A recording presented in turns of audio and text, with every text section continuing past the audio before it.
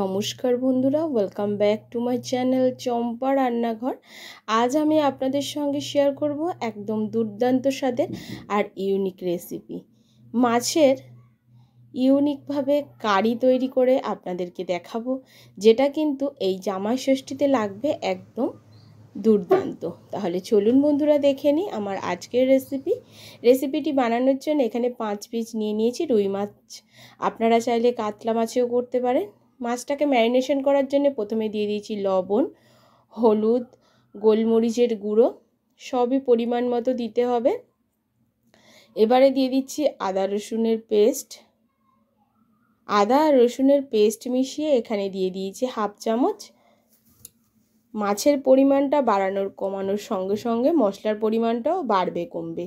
আর দিয়ে দিচ্ছি লেবুর রস। এই লেবুর রস দিলে মাছ থেকে আঁশটানি গন্ধ কিন্তু একদমই চলে যায়। আর দিয়ে দেবো এখানে মেন উপকরণ বেসন। এখানে 2 চামচ বেসন নিয়েছি, তো আমি এখানে 1.5 চামচ মতো বেসন ব্যবহার করছি। এবার এই বেসনটার সঙ্গে আর মশলাগুলোর সঙ্গে খুব ভালো করে মাছটাকে মেখে নিতে হবে। প্রথমেই মাছটাকে এইভাবে ম্যারিনেশন করে রেখে দিতে হবে 15 মিনিট মতো। ততক্ষণে মাছের জন্য কিছু মশলাও তৈরি করে নেব। প্লিজ বন্ধুরা প্রথম থেকে শেষ পর্যন্ত ভিডিওটি দেখবেন। আর ভিডিওটি কিন্তু বেশ ইউনিক আর একদম নতুনত্ব। আপনারা অবশ্যই প্রথম থেকে শেষ পর্যন্ত দেখবেন আমার অনুরোধে। এখন একটা মশলা বানিয়ে নিচ্ছি। দিয়ে দিচ্ছি মিক্সির জারে 2 কোচানো পেঁয়াজ, 2 মিডিয়াম সাইজের পেঁয়াজ কুচি আমি এখানে ব্যবহার করলাম। দিয়ে দিচ্ছি 2 কাঁচা লঙ্কা, ঝালের পরিমাণটা আপনারা আপনাদের পরিমাণ অনুযায়ী দেবেন। আর দিয়ে দিচ্ছি কিন্তু এখানে টমেটো। এখানে 2 টমেটো কেটে রেখেছি। টমেটোটাকে দিয়ে দিলাম। পেঁয়াজ আর টমেটো আর কাঁচা লঙ্কাটাকে পেস্ট করে নিতে হবে একটু জল দিয়ে। আগে থেকে আমি আদা রসুনটাকেও বেটে রেখেছি। এখানে 10 কোয়া মতো রসুন লেগেছে আর 1 ইঞ্চি আদা আলাদাভাবে বেটে রেখেছি। আর এখন কড়াটা বসিয়ে নিচ্ছি। নিয়ে কড়ার মধ্যে সর্ষের তেল দিয়ে দিচ্ছি। রান্নাটা করতে হবে সর্ষের তেলে। এখন তেলের মধ্যে মাছগুলোকে ভেজে নেব। মাছগুলোকে বেশ লালচে করে ভাজতে হবে বন্ধুরা। হালকা ভাজলে কিন্তু এর টেস্ট একদমই ভালো আসবে না। এখানে মাছগুলোকে একটু বেশি লালচে করে ভাজতে হবে। উল্টে পাল্টে মাছগুলোকে লালচে করে ভেজে নেব। প্লিজ বন্ধুরা আমার এই ছোট্ট চ্যানেলে আপনাদের সাপোর্ট আর সাহায্যের খুবই প্রয়োজন। প্লিজ বন্ধুরা সাপোর্ট করবেন আর পাশে থাকবেন। আর আমার অনুরোধে ভিডিওটি প্রথম থেকে শেষ পর্যন্ত দেখবেন, কারণ শেষ পর্যন্ত আমি যে উপকরণগুলো মিশিয়েছি সেগুলো কিন্তু এই মাছের কারিকে স্বাদে গন্ধে অপূর্ব অমৃত স্বাদের করে তুলেছে। আর দেখুন বন্ধুরা, মাছগুলো কথা বলতে বলতে এরকমভাবে ভেজে নিতে হবে। এখন ফোড়নে দিয়ে দিয়েছি গোটা গরম মশলা, 5 ফোড়ন, তেজপাতা আর শুকনো লঙ্কা। এখানে অবশ্যই 5 ফোড়ন অ্যাড করতে হবে ফোড়ন দেওয়ার সময়। মাছ ভাজার যে তেল ছিল তার মধ্যে ফোড়নগুলো দিয়ে দিয়েছি। 5 ফোড়ন, গোটা গরম মশলা, শুকনো লঙ্কা আর তেজপাতা। ফোড়ন থেকে যখন একটা মিষ্টি গন্ধ বেরোচ্ছে তখন এর মধ্যে পেঁয়াজ, টমেটো আর কাঁচা লঙ্কার যে পেস্টটা করে রেখেছিলাম সেই পেস্টটাকে দিয়ে দিলাম। এখন এটাকে খুব ভালো করে কষিয়ে ফেলতে হবে তেলের সঙ্গে। আর পেঁয়াজ আর টমেটোর যাতে কোনো রকম কাঁচা গন্ধ না থাকে সেদিকে কিন্তু খুব ভালো করে লক্ষ্য করবেন। তারপরে এর মধ্যে দিয়ে দিচ্ছি কাশ্মীরি লঙ্কার গুঁড়ো কালারের জন্য। যেহেতু মাছটা ভাজার সময় আমি গোলমরিচের গুঁড়ো ব্যবহার করেছি সেজন্য এখানে খুব বেশি ঝাল দিচ্ছি না, কারণ আমার ছোটো মেয়ে খাবে। আপনারা আপনাদের পরিমাণ অনুযায়ী ঝালটা ব্যবহার করবেন।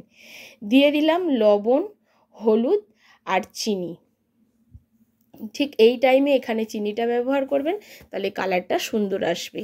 এবারে দিয়ে দিচ্ছি এর মধ্যে আদা আর রসুন পেস্ট। এটা কখন দিলাম আদা আর রসুন পেস্টটা? যখন কিন্তু পেঁয়াজ, টমেটো, কাঁচা লঙ্কা থেকে তেল ছাড়তে শুরু করেছে তখন কিন্তু আমি আদা রসুনের পেস্টটা দিয়ে আবারও খুব ভালো করে কষিয়ে নিচ্ছি।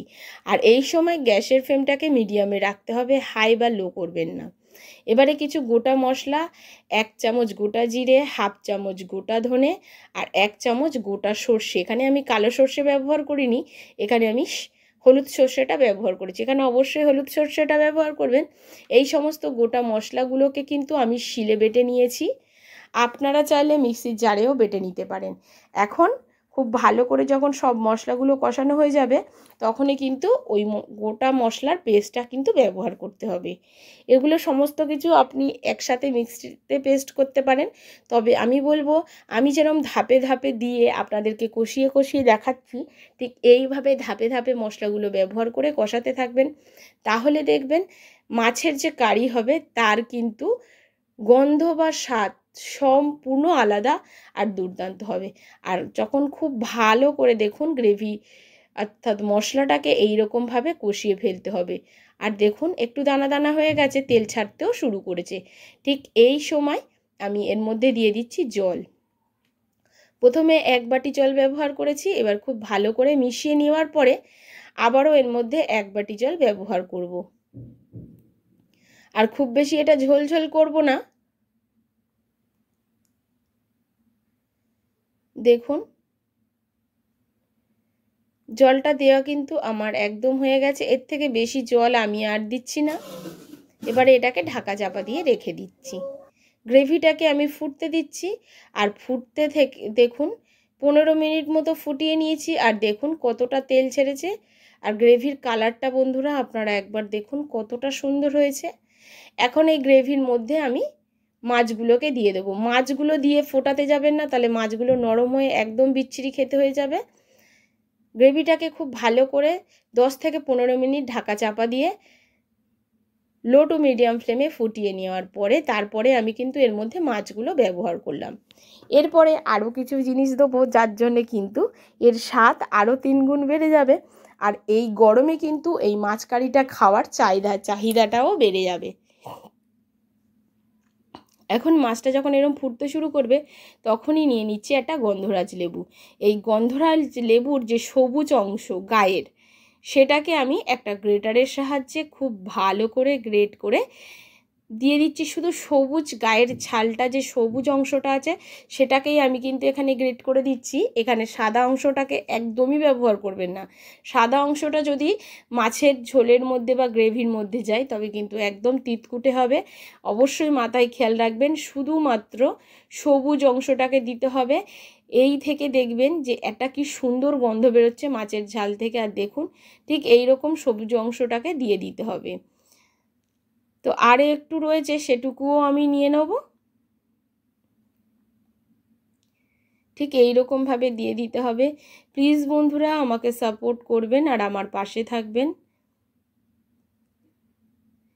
এবারে ওই গন্ধরাজ লেবুতে যে একটা পাতা আছে সেই পাতাটাকেও আমি ছিঁড়ে নিচ্ছি, আর খুব ভালো করে ধুয়ে আমি পরিষ্কার করে নিয়েছি। এবারে এটাকে আমি ছিঁড়ে এই গ্রেভির মধ্যে দিয়ে দিলাম। এতে না খুব সুন্দর একটা সেন্ট আসবে। আর দিয়ে দিচ্ছি 2টো কাঁচা লঙ্কা। এবার এটাকে ঢাকা দিয়ে 5 মিনিট মতো ফুটিয়ে নিয়েছি। নিয়ে স্ট্যান্ডিং টাইমে আরও 5 মিনিট মতো রাখার পরে আমি তারপরে এই মাছের কারিটাকে নামিয়ে আপনাদেরকে দেখাচ্ছি। দেখুন বন্ধুরা কতটা সুন্দর কালার এসছে আর দেখতেও কতটা সুন্দর হয়েছে। অবশ্যই লেবুর ছাল আর লেবুর পাতাটা দেওয়ার পরে অন্তত 10 থেকে 15 মিনিট ঢাকা দেওয়ার পরেই সার্ভ করব। কেমন হয়েছে বন্ধুরা অবশ্যই কমেন্ট করে জানাবেন। দেখতে যতটা সুন্দর ছিল খেতেও ততটাই টেস্টি ছিল।